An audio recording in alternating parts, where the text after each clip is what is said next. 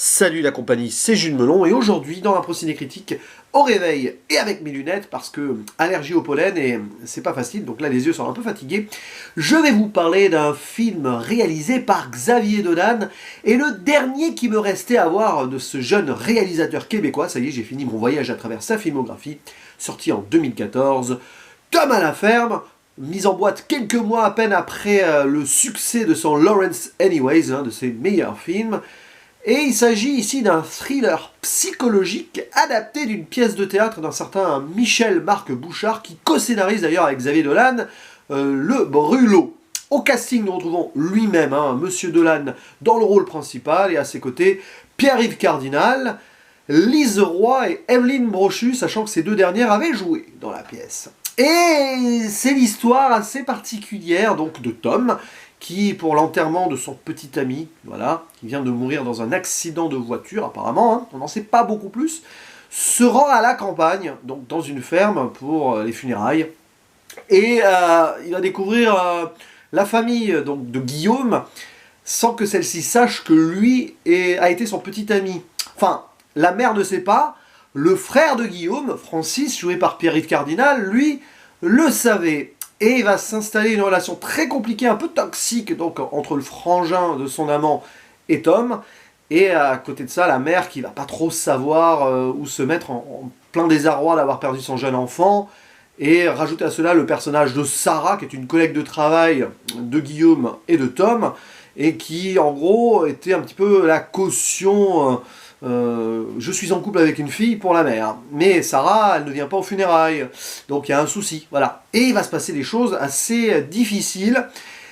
Ce qui est intéressant, c'est que ici, Xavier Dolan voulait explorer d'autres thématiques, enfin, un autre style de cinéma plutôt, après Lawrence Anyways. Mais, malgré tout, on reste vraiment dans le cinéma de Dolan, avec donc quelque chose centré sur l'amour encore, mais différemment, l'amour post-traumatique d'un deuil. On va voir Tom ici qui n'oublie pas Guillaume, et qui va en quelque sorte voir son amant à travers son frère, sauf que celui-ci est assez violent, en mode de pervers narcissique, homophobe, tout y passe, presque.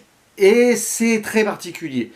Donc on a cette thématique-là, le personnage principal est homosexuel, mais on a donc une forme de Dolan à la Hitchcock, ou de Hitchcock à la Dolan, vous faites ça dans le sens que vous voulez, puisqu'on a les codes donc, du maître du suspense, avec même la musique de Gabriel Yared, qui a été composée d'ailleurs en post-prod. À la base, le film devait être sans musique.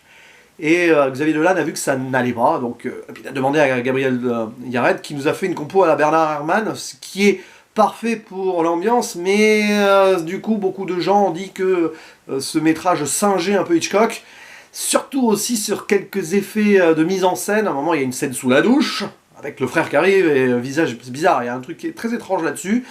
Il y a aussi un emprunt à La mort aux trousses, avec poursuite dans un champ de maïs, sans en dire plus.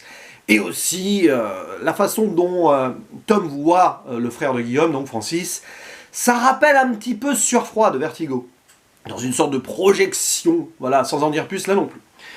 Et c'est un film passionnant, assez fascinant, mais un peu frustrant aussi, parce que on voit que Xavier Dolan veut aller ailleurs, mais reste quand même dans son monde, y compris dans son style de filmer des gros plans, voilà, même si c'est moins esthétisé que ses films précédents. C'est beaucoup plus brut, mais il y a des moments où il va quand même esthétiser certaines scènes. Donc il n'arrive pas totalement à s'émanciper de cette envie de faire ce cinéma qui lui plaît tant. Donc, mais en même temps, c'est logique, voilà. Même voilà, quand un réalisateur change un peu de, on va dire, d'axe de lecture dans un de ses films, il va toujours y mettre de sa patte, donc c'est logique. Mais ça fait quand même un peu inabouti sur certains points, parce que le côté Hitchcock se voit beaucoup.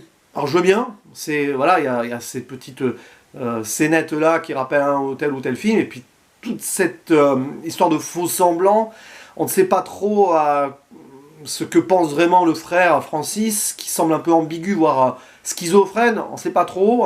Tom, lui, il est paumé, il est clairement dans un deuil qu'il n'arrive pas à faire, et on le voit mal à l'aise sur certains points, et il va un petit peu se laisser aller d'une certaine manière par rapport aux événements qu'il va subir. parce qu'il subit beaucoup en fait pendant le film. Et du coup, il y a des moments, c'est assez inégal. On sait plus trop sur quel pied danser.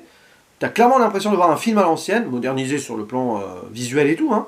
Et en même temps, t'as un film de Xavier Dolan. Et à vouloir jouer entre les deux, des fois, notre cher metteur en scène nous perd un peu. Lui ne se perd pas, il est clairement vraiment... on voit où il veut aller.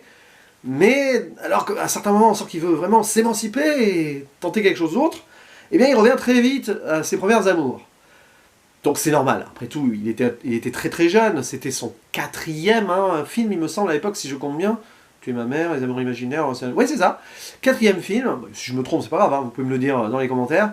Et voilà, mais c'est une proposition intéressante, qui montre qu'il avait l'idée déjà de faire autre chose, et qui va, je pense, l'aider pour la suite de ses carrières.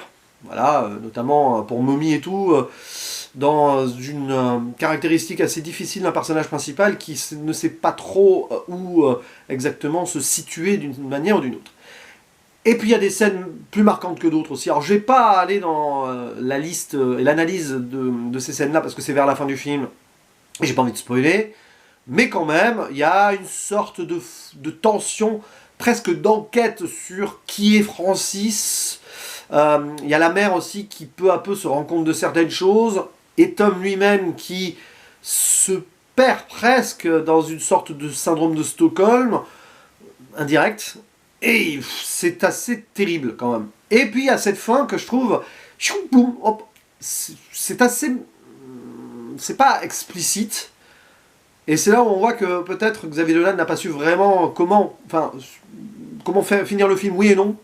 Il nous a laissé une ouverture qui est intéressante, mais voilà, bon, un petit sentiment d'inabouti quand même dans ce film, que j'ai vraiment aimé, pour le coup, par contre, attention, je mets 7 sur 10, et en même temps, avec Xavier Dolan, je suis rarement déçu, parce qu'il maîtrise son sujet tout en nous surprenant, tout en nous ramenant à son style, et c'est d'autant plus intéressant, finalement, d'avoir, en ce qui me concerne, découvert ces métrages dans un sens différent, voilà, pas du premier au dernier, mais hop, j'ai comme ça, voilà, parce que bah finalement ça marche en écho aussi, donc c'est voilà, très passionnant de visiter ainsi la filmographie de Xavier Dolan. Attention, et pour conclure, le film est sur Netflix, mais pour quelques jours seulement. Je crois qu'il y a encore une dizaine de jours là de présence sur Netflix, donc si vous voulez le voir, foncez-y, parce que il va pas y rester longtemps, tout simplement. Et n'hésitez pas à dire en commentaire ce que vous pensez donc de Tom à la ferme. Est-ce que vous le mettez en haut ou en bas, au milieu du panier de sa filmographie?